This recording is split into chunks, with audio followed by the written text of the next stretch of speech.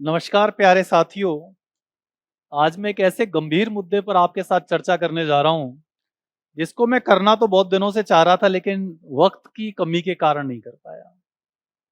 और एक्चुअली में ये जो मेरे जीवन का अनुभव था उसी के साथ जुड़ा हुआ है। देखिए, हम में से ऐसे बहुत सारे छात्र हैं स्कूल लेक्चरर हिस्ट्री में, जो पिछले 3-4 साल से 5 साल से तैयारी कर रहे हैं या 2 साल से तैयारी कर रहे हैं, और जो इन 4-5 साल में पेपर हुए हैं उसमें लगातार उनको असफलता का सामना करना पड़ रहा है। यदि हम बात करें असफलता की, तो मुझे लगता है कि आपने जितना त्याग किया होगा उतना त्याग कोई और नहीं कर सकता। आप 10-10, 12-12 घंटे पढ़ें, मुझे पता है, और फिर आपने बहुत सारी शादियां छोड़ी होंगी, अपने घर के बहुत सारे प्रोग्राम छोड़े होंगे, लेकिन जब रिजल्ट आया तो कुछ एक नंबर से ही चूक गए। देखिए, मैं आपको अपने अनुभव से बता रहा हूं कि ये आपकी बुद्धिमत्ता की कमी का परिणाम नहीं है, आपकी इंटेलिजेंसी की कमी का परिणाम नहीं है, ये परिणाम है स्ट्रेटेजी की कमी का। और यदि आप ये वीडियो देखते हैं तो मुझे लगता है कि एक बहुत बड़ा गेम चेंजर आपके लिए साबित होगा ये वीडियो कोई जादू की छड़ी नहीं है, पहली बात तो। लेकिन हाँ, यदि आप इसको कुछ गंभीरता से अपने जीवन में लेते हैं तो ये कुछ कड़वी सच्चाई आपके सामने प्रस्तुत करेगा, और एक ऐसा व्यवहारिक रोड मैप आपके सामने लेके आएगा कि जिस पर चलकर आप बहुत हद तक सफल होने के कगार पर पहुंच जाएंगे। देखिए, कड़वा सच क्या है वो बता रहा हूं मैं आपको। कड़वा सच ये है कि आपने बहुत तैयारी की, लेकिन चयन नहीं हो पाया, सिलेक्शन नहीं हो पाया। हम कुछ बहुत बड़ी गलतियां करते हैं, जिसके चलते कई बार बहुत ही ब्रिलियंट स्टूडेंट होते हैं आप जैसे, प्रतिभावान छात्र होते हैं आप जैसे, या प्रतिभावान छात्राएं होती हैं, मेरी छोटी बहनें होती हैं, वो सफलता नहीं प्राप्त कर पाती हैं। कुछ उन कमियों को देख लेते हैं जिससे आपको समझ में आए कि मैं क्या बात कहना चाह रहा हूं। पहली बात तो यह है कि कई बार हम पेपर फर्स्ट की अनदेखी कर देते हैं, और जब मैं आपसे 1 साल से जुड़ा हूं तो ये बात मेरी समझ में आ रही है। हम इतिहास, हमारा वैकल्पिक विषय है, उसमें हम इतना डूब जाते हैं कि फर्स्ट पेपर जो पिछले 2 साल के अंतर्गत चुनौती बनता जा रहा है उस पर ध्यान ही नहीं देते। अभी भी मैं आपको बताऊं, मेरे एक बहुत अभिन्न मेरा छात्र है, मेरा प्यारा स्टूडेंट है। अभी जो स्कूल लेक्चरर का पेपर हुआ है उसमें उसके हिस्ट्री सब्जेक्ट में बहुत अच्छे मार्क्स हैं, और मैं कहूं तो शायद टॉप 10 जैसे मार्क हैं। लेकिन जीएस के पेपर में वो 30 क्वेश्चन के मार्क्स को प्राप्त नहीं कर पाया, फर्स्ट पेपर में ही बाहर हो गया। तो जो मैं आपसे कहना चाह रहा हूं कि फर्स्ट पेपर बहुत इंपॉर्टेंट है। ये बात हिस्ट्री की है, लेकिन फर्स्ट पेपर बहुत इंपॉर्टेंट है। और आपने दूसरा भी दौर देखा होगा, जो पॉलिटिकल साइंस उर्दू का देखा, वहां तो जो फर्स्ट पेपर है वो इतना टफ आ गया है कि उर्दू की सारी सीटें खाली जाएंगी। पॉलिटिकल साइंस की भी मुझे लग रहा है 50% सीटें खाली जाएंगी, और ज्यादा जा सकती हैं, और दूसरे सब्जेक्टों की भी कमोबेश यही हालत है। तो मैं जो बात कहना चाह रहा हूं कि आप अपने फर्स्ट पेपर पर बहुत ध्यान दें। हिस्ट्री के साथ साथ फर्स्ट पेपर को इग्नोर ना करें, जिसका खामियाजा बहुत सारे स्टूडेंट भुगत चुके हैं। दूसरी बड़ी बात, फोमो होना। फोमो का मतलब फियर ऑफ मिसिंग आउट, किताबों का फोमो होना। आप क्या करते हैं, मार्केट में जब भी गए या जब भी नई परीक्षा आई, नई गाइड उठा लाए, किसी मित्र ने कहा उस टीचर के नोट्स अच्छे हैं, उसके उठा लाए और पढ़ना शुरू कर दिया। जो पहले से आप पढ़ते आ रहे थे वो पीछे छूट गया और नया मटेरियल आ गया। देखिए, सफलता का बहुत गहरा राज है कि आप 5 नई बुक पढ़ें, उससे बेहतर है कि एक बुक को 5 बार पढ़ लें। एंशिएंट इंडिया के लिए या तो केसी श्रीवास्तव को ले लें या उपिंदर सिंह को ले लें। मध्यकालीन भारत में सतीश चंद्रा को ले लें। आधुनिक भारत में आप ले सकते हैं यशपाल ग्रोवर को। और इन्हीं बुकों को 2, 4, 5 बार पढ़ें और देखें कैसे नंबर नहीं आते।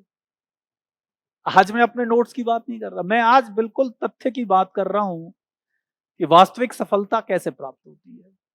तो फोमो को अपने लाइफ से हटाएं, जो किताबों का फोमो, नोट्स का फोमो है। ज्यादा से ज्यादा इकट्ठा करने का आपका मन करता है। जैन धर्म के अपरिग्रह के सिद्धांत को अपनाएं, उतना ही ग्रहण करें जितना आवश्यक है। जरूरत से ज्यादा ले लिया तो उसे पचा ही नहीं पाओगे, नोट्स को पचा ही नहीं पाओगे और पेपर से बाहर हो जाओगे। इसी प्रकार एक बहुत बड़ी गलती करते हैं जो मैं आपको बता रहा हूं, पीवाईक्यू का सही विश्लेषण नहीं करना। हम पीवाईक्यू उठा लाए, प्रीवियस ईयर क्वेश्चन पेपर पढ़ना शुरू कर दिया, लेकिन हम ये नहीं देख रहे कि परीक्षा पैटर्न कैसे बदल रहा है और जो ये बदलता हुआ पैटर्न है वो आगे किस बात का संकेत दे रहा है। जब मैंने इस बार के स्कूल लेक्चरर था तो उससे पहले 2 फ्री टेस्ट लिए थे। बहुत सारे जो स्टूडेंट्स ने फर्स्ट पेपर दिया, फर्स्ट टेस्ट दिया था, मैंने फ्री रखा था वो, उन्होंने ये शिकायत करी, मेरी मुझ तक शिकायत आई, मेरे तक आई कि सर आपने पेपर बहुत हार्ड बना दिया, आरपीएससी तो ऐसा पेपर बनाती ही नहीं है। फिर जब मैंने दूसरा टेस्ट रखा तो उसमें पेपर देने वालों की संख्या 1/4 ही रह गई। सही बता रहा हूं, जो हकीकत है। लेकिन जब पेपर आया ना तो उन्हीं स्टूडेंट्स में से बहुत सारों का फोन आया कि सर आपको ऐसा कैसे पता चल गया कि पेपर इतना हार्ड आएगा इस बार स्कूल लेक्चरर का। तो वो था पीवाईक्यू का सही विश्लेषण करना और जीवन के अनुभव। कि 7 बार यूपीएससी और आरपीएससी मेंस और इंटरव्यू दिए हैं, फर्स्ट अटेम्प्ट में school lecturer assistant professor NET JRF pass किया, तो कुछ तो आपका बड़ा भाई होने के नाते अनुभव है। तो वो अनुभव है, पीवाईक्यू को देखने का अनुभव है, जिससे एक दिशा का पता चल जाता है कि आगे पेपर कैसा आएगा। यदि आप भी अपनी ये दृष्टि विकसित कर लेते हैं पीवाईक्यू को देखकर कि इतना हार्ड पेपर आ रहा है और धीरे धीरे परीक्षा का जो पैटर्न है वो हार्ड की तरफ ही होता जा रहा है, तो पेपर इजी नहीं आएगा, पेपर और ज्यादा हार्ड आएगा। तो आपको फिर उसी हिसाब से तैयारी करनी चाहिए। लेकिन आप क्या देखते हो कि हाँ इतना पेपर आ गया, अब तो आगे भी ऐसा ही आएगा। नहीं, आगे उससे और ज्यादा हार्ड आएगा। तो आपको अपने जो प्रयास है उसमें 10-20% का एफर्ट और ज्यादा लगाना पड़ेगा, और स्तरीय बुक्स पढ़नी पड़ेंगी, और स्तरीय नोट्स देखने पड़ेंगे। तो ये एक बदलाव है जिसको आपको दृष्टिगत रखना चाहिए। और इंपॉर्टेंट बात, यदि आपने इन अपनी गलतियों को 3 को पकड़ लिया तो अब बात आएगी गेम चेंजर रणनीति की, अर्थात वो स्ट्रेटेजी, वो ठोस समाधान यदि जिसको आज आप अपनाते हैं तो आपको अर्जुन की तरह युद्ध के मैदान में जीतने से कोई नहीं रोक सकेगा। और इसको आज से ही करें। जैसे कहावत है ना, कल करे सो आज कर, आज करे सो अब, पल में प्रलय होएगी, बहुरी करेगो कब। तो आज ही करिए जो आज बताने जा रहा हूं। देखिए, पहली बात, माइक्रो शेड्यूलिंग करिए। माइक्रो शेड्यूलिंग मतलब अपने पूरे सिलेबस को छोटे छोटे टुकड़ों में बांटिए और उसको पूरा करने का एक समय निर्धारित कीजिए। जैसे कि आप पाषाण काल को पढ़ रहे हैं, ताम्र पाषाण काल को पढ़ रहे हैं, तो ये डिसाइड कर लीजिए कि मुझे 5 दिन में या 7 दिन में संपूर्ण पाषाण काल और ताम्र पाषाण काल को खत्म कर देना है। जो आपकी क्षमता है, जैसे 3 दिन में, 5 दिन में, 7 दिन में, वो धीरे धीरे आपको पता चल जाएगा। जैसे जैसे आप अपने सिलेबस को करते जाएंगे वैसे वैसे आपको अपनी क्षमता पता चलती जाएगी कि मैं कितने दिन में कितना सिलेबस माइक्रो शेड्यूलिंग के माध्यम से कंप्लीट कर सकता हूं। इसका फायदा क्या होगा? आपको अपनी क्षमताओं का पता चलेगा कि मैं कितने टाइम में कितना पढ़ सकता हूं। दूसरा, आपकी तैयारी को गति मिल जाएगी। आज से ही, और पूरा सिलेबस आपके सामने, आपका सामने आ जाएगा कि मुझे कितने दिन में कितने कितने पार्ट्स करने हैं। और ये पद्धति थी मैं हमेशा अपनाता था, इसलिए जब पेपर आता था तो तब तक 2-2 3-3 बार रिवाइज कर लेता था अपने नोट्स को, अपनी पुस्तक को। तो ये चीज अपनाइए। दूसरा इंपॉर्टेंट बात है टेस्ट सीरीज का सही प्रयोग। देखिए टेस्ट सीरीज की धूम मची हुई है सब जगह, हम सब टेस्ट सीरीज दे रहे हैं, ले रहे हैं, लेकिन टेस्ट सीरीज का सही ढंग से इस्तेमाल कैसे हो अभी भी बहुत सारे छात्र नहीं जानते। जो नहीं जानते उनके लिए, जो जानते हैं वो तो फिर उनको तो कहना ही बेकार है। देखिए जो नहीं जानने वाली बात यह है कि टेस्ट सीरीज का मतलब केवल रैंक पता करना नहीं है। टेस्ट सीरीज का मतलब यह है अपनी गलतियों को पकड़ना, कि आप क्वेश्चन को कहां गलत कर रहे हैं, कितने गलत कर रहे हैं, किस प्रकार के गलत कर रहे हैं, किस पार्ट में ज्यादा गलत कर रहे हैं। सुमेलित करने वाले ज्यादा गलत कर रहे हैं, काल क्रमानुसार वाले ज्यादा गलत कर रहे हैं, कथन कारण वाले ज्यादा गलत कर रहे हैं, एंशंट में ज्यादा कर रहे हैं, एंशंट में कर रहे हैं तो क्या पुरातत्व में ज्यादा कर रहे हैं। आप इस तरह का विश्लेषण करते हैं तो इसका मतलब आप टेस्ट सीरीज का सही सदुपयोग कर रहे हैं। और आप बनाइए अपनी चार्ट, जो टेस्ट सीरीज दे के आ रहे हैं उसमें देखिए कहां गलत कर रहे हैं, और जो क्वेश्चन गलत कर रहे हैं उसका अलग से नोट्स बनाइए। फिर आगे भविष्य में वो नोट, वो जो क्वेश्चन है और उसके इर्द गिर्द जो क्वेश्चन बन रहे हैं वो कभी गलत नहीं होंगे। ठीक, ये इंपॉर्टेंट बात है। अब आ रहा है तीसरा, रिवीजन का नियम। देखिए हम रोज, हमने जैसे 10 घंटे निर्धारित कर लिए, फिर हमने अगले दिन फिर 10 घंटे पढ़ाया, नया पढ़ा, ये गलत है। 110 का नियम अपनाइए। 110 का नियम क्या है कि आज जो 10 घंटे में पढ़ा है और जो आप नेक्स्ट डे जाएंगे तो आपने जो पूरे दिन में पढ़ा है सबसे पहले 1 या 1.5 घंटे में उसको क्या करेंगे, रिवाइज करेंगे, ताकि जो कल चीज पढ़ी है आज से वो फिर रिवाइज हो जाए, क्योंकि आपने कल ताजा ताजा पढ़ा है।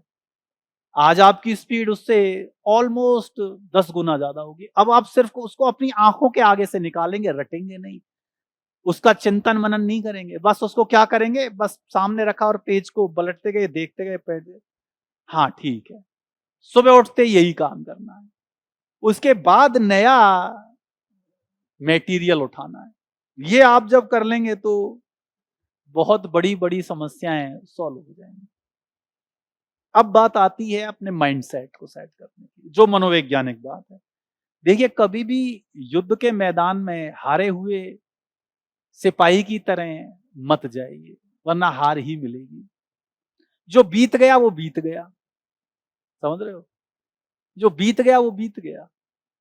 हर नया दिन एक नई शुरुआत है आपके लिए, हर परीक्षा एक फ्रेश स्टार्ट है आपके लिए। इसलिए जो 2 पेपर में फेल हो गए, 4 में हो गए, मैं 7-7 में हुआ हूं, है ना, आप मेरे से ज्यादा तो नहीं हुए होंगे आप, तो आप इसको भूल जाइए कितनी बार फेल हुए। और जो आप नया पेपर आ रहा है उसको बिल्कुल न्यू फ्रेश माइंड के साथ, सारी नकारात्मकता को बाहर रखते हुए आप उस पेपर में उतरिए, और देखिए जब आप इस आत्मविश्वास के साथ उतरेंगे तो परिणाम कितना सुखद होगा। ये बहुत इंपॉर्टेंट बात है। एक और इंपॉर्टेंट चीज, परीक्षा तिथि की घोषणा होने का इंतजार कभी ना करें कि स्कूल लेक्चरर की डेट आएगी 2 महीने बाद, तब जाके मटेरियल इकट्ठा करना शुरू करूंगा, तब किसी गुरुजी के साथ जुड़ूंगा। आज ही जुड़िए, आज ही पढ़ना स्टार्ट करिए, चाहे आप मेरे साथ जुड़े या किसी के साथ जुड़े, आप जो आपको प्रिय लगता है, अच्छा लगता है, जिसको आप ट्रस्ट कर सकते हैं, या स्वाध्याय करें तो सबसे अच्छा है। स्वाध्याय का तो होड़ ही नहीं है, स्वयं तैयारी करेंगे इसका कोई होड़ ही नहीं है, लेकिन करना आज से। खरगोश नहीं बनना है आपको, ये जो सोता रह जाता है और हार जाता है। आपको कछुआ बनना है जो निरंतर चलता रहता है और अंततः सफलता प्राप्त करता है। क्यों, वो रुकता नहीं है। तैयारी में निरंतरता आज से ही शुरू हो जानी चाहिए। अगर आप देखिए इन सब चीजों को ध्यान में रखेंगे ना, तो कोई वजह नहीं है कि आप ये लड़ाई हार जाएं। और जैसा कि किसी ने कहा है कि लहरों से डरकर नौका पार नहीं होती, लहरों से डरकर नौका पार नहीं होती, कोशिश करने वालों की कभी हार नहीं होती। तो आपको हारना नहीं है, आपको जीतना है। आप मुझे कमेंट्स ज़रूर करना और ये बताना कि वास्तव में आपको कौन-सा पेपर ज़्यादा परेशान कर रहा है, पेपर फर्स्ट या पेपर सेकंड? ताकि मुझे भी पता लगे कि जो मैं सोच रहा हूँ, उससे आप कितना अ, उससे उससे भिन्न राय रखते हैं या उससे वास्ता रखते हैं। मुझे लगता है कि ये जो हमारा सेशन है वो आपके लिए बहुत ही फलदायी रहा होगा। इसी के साथ आप सभी छोटे बहन-भाइयों का बहुत-बहुत आभार। नमस्कार।